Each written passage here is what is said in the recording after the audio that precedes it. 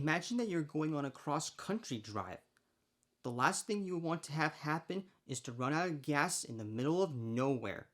So you make a plan so you always get to a gas station before the tank goes empty. That's pretty much the idea of a cash flow plan.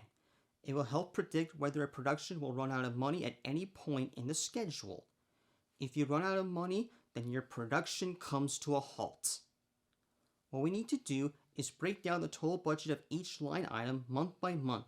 For example, let's look at line 3 in our spreadsheet. The description for this line item is research, and the total budget is $10,000. That item was broken down into $4,000 for May, $4,000 for June, and $2,000 for July. We repeat this process of breaking down every line item budget for all of the months in our production schedule. But tracking money going out is only half the story, and we can't really spend the money until we have it, so we also need to know when the money is coming in. If we jump down to our list of funders, we see that between the 5 of them, they are giving us a total of $423,550. It would be nice to have all of the money up front, but that's not how the film business works. In our example, we are receiving money in May, October, and December, but spending money from April to January.